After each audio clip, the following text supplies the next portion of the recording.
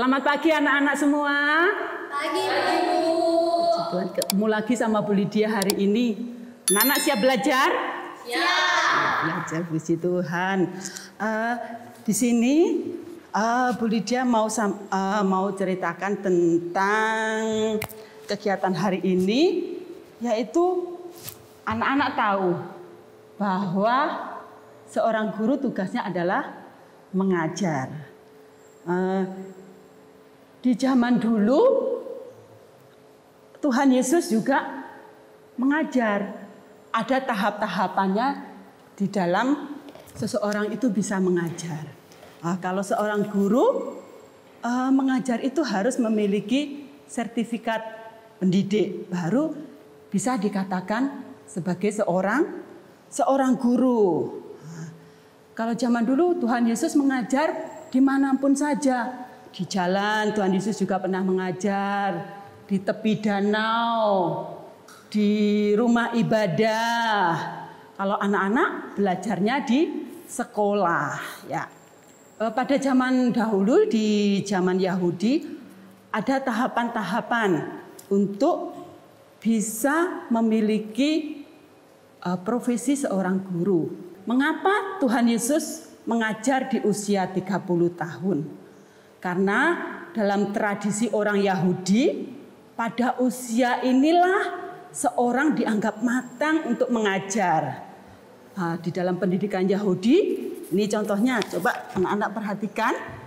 Di sini di usia 6 sampai 12 tahun itu anak-anak belajarnya dinamakan Beit Sefer. Beit Sefer ini adalah rumah buku, di mana di sini anak-anak harus menghafal kitab Musa. Anak-anak, siapa yang tahu kitab Musa?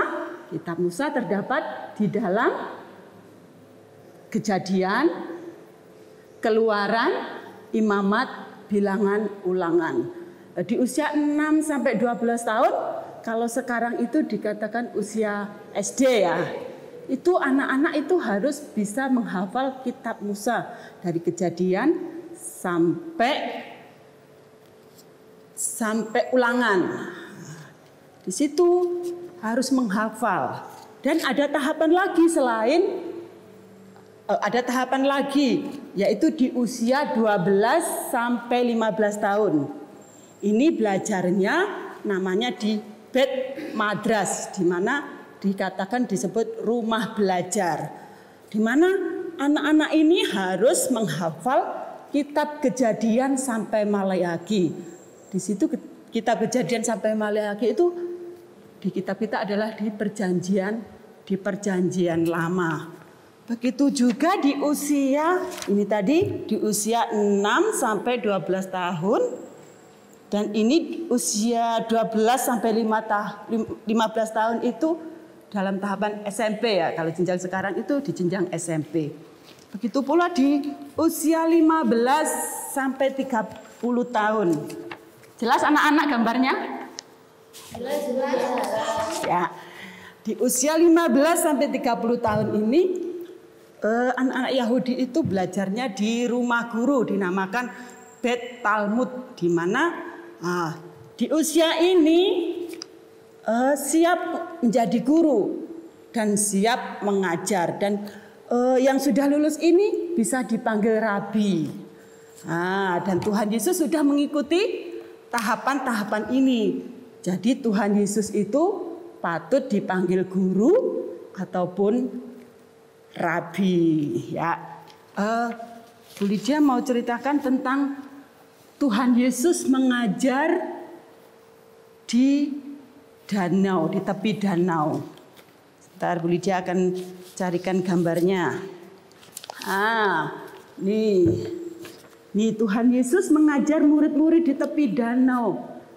Tentunya kalau mengajar di tepi danau ketika hujan, semua kehujanan, dan ketika panas, tentunya kepanasan. Kalau anak-anak belajar di sekolah, meskipun hujan panas, nggak ada pengaruhnya, anak-anak tetap aman. Ya, mari kita mau lihat ketika Tuhan Yesus mengajar di tepi danau, apa yang diajarkan Tuhan Yesus di dalam Alkitab dikatakan, kita buka dalam Alkitab Markus 4, di dalam Markus 4 ayat 1.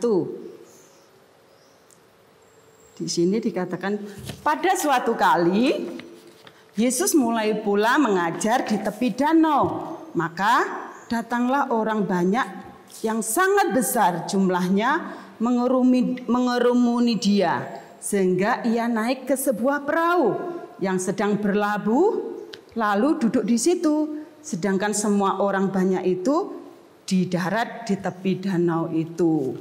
Nah, Tuhan Yesus, ini contohnya. Gambarnya Tuhan Yesus mengajar murid-muridnya di tepi danau. Kalau Tuhan Yesus mengajar di pinggir, orang-orang tidak dapat melihat ataupun mendengar. Tuhan Yesus meminjam perahu dari nelayan supaya dia bisa menyampaikan apa yang ingin Tuhan Yesus sampaikan. Begitu pula dengan jika anak-anak ingin mendapatkan sesuatu, di saat anak-anak belajar, yang ada di depan adalah Bapak Ibu guru. Jadi anak-anak bisa menangkap apa yang disampaikan Bapak Ibu guru di kelas.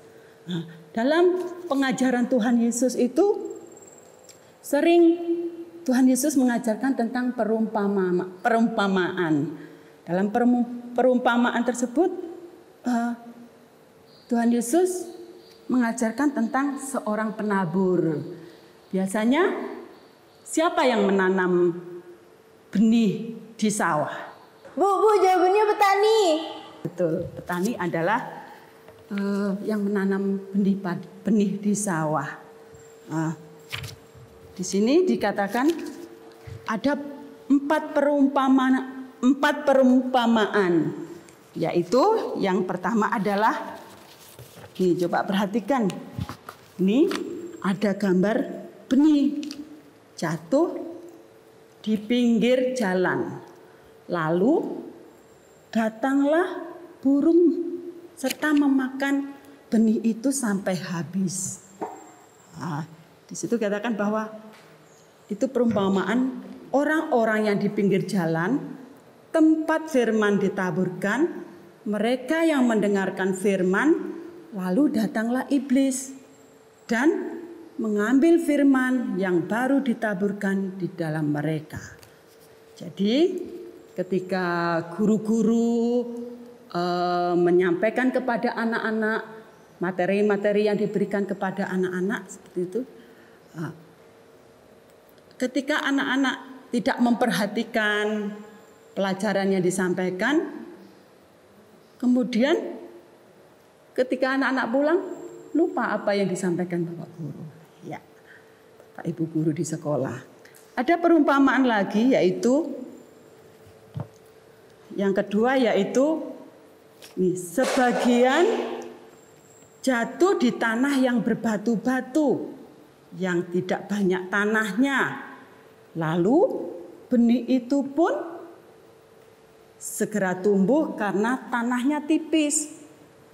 Biji itu jatuh di batu-batu, bisa tumbuh, tetapi sesudah matahari terbit, layulah ia. Kalau layu bisa hidup enggak? Dan menjadi kering karena tidak ada akarnya.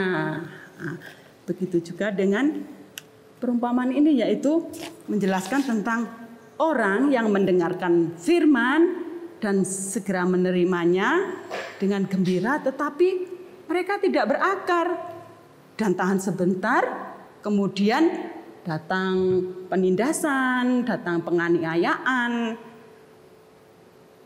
Karena firman itu mereka murtad, mereka meninggalkan Tuhan. Itu juga bila ada anak-anak yang sudah terima pelajaran, pengetahuan, tidak dipelajari lagi di rumah, akhirnya lupa. Ada perumpamaan lagi yang ketiga. Di sini yang ketiga ini, gambar ini dikatakan di ayat yang ke-7. Boleh dia bacakan sebentar. Ini kita jatuh di tengah semak duri. sebagian lagi jatuh di tengah semak duri. Lalu makin besarlah semak itu dan menghimpitnya sampai mati sehingga ia tidak berbuah. Sini menggambarkan bahwa benih yang lain ialah yang ditaburkan di tengah semak duri, itulah yang mendengar firman itu, lalu kekhawatiran dunia ini dan tipu daya kekayaan dan keinginan-keinginan akan hal yang lain masuklah menghimpit firman itu sehingga tidak berbuah. Karena ada masalah ketika anak-anak belajar di sekolah, sudah menerima materi dari Bapak Ibu guru, karena ada masalah sehingga pelajaran yang disampaikan tidak bisa dimengerti dan tidak bisa dipahami.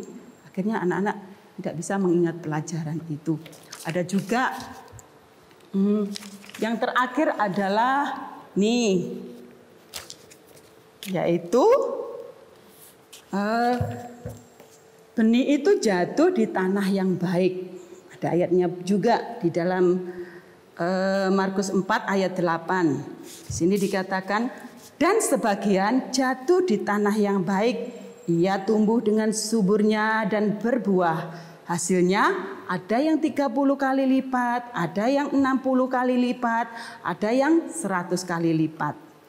Situ mengumpamakan bahwa di ayat 20 kita akan baca, yaitu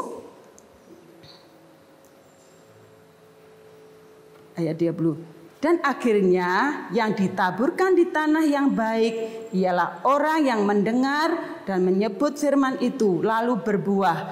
Ada yang 30 kali lipat, ada yang 60 kali lipat, dan ada yang 100 kali lipat. Tentunya senang ya apabila benih itu jatuh di tanah yang subur.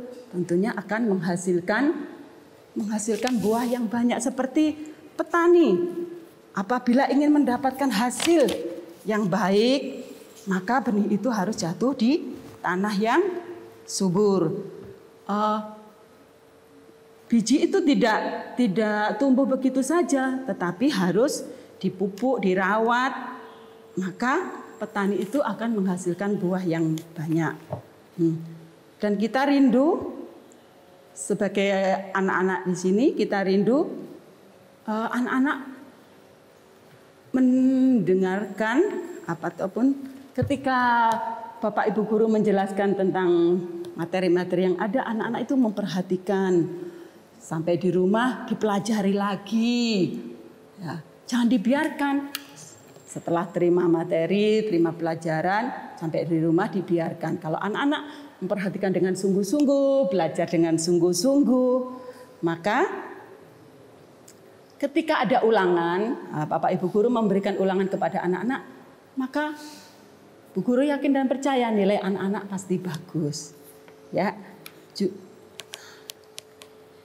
Dan juga kita rindu kita memiliki hati yang baik sehingga firman itu dapat bertumbuh, berbuah dalam kehidupan kita sehingga kita pun menjadi berkat dimanapun kita berada. Puji Tuhan. Ini dari Bu Lydia, kegiatan hari ini yang Bu Lydia sampaikan. Terima kasih, Tuhan Yesus memberkati. Sampai ketemu dalam minggu ke depan. Selamat pagi semuanya. Tuhan Yesus memberkati. Ibu.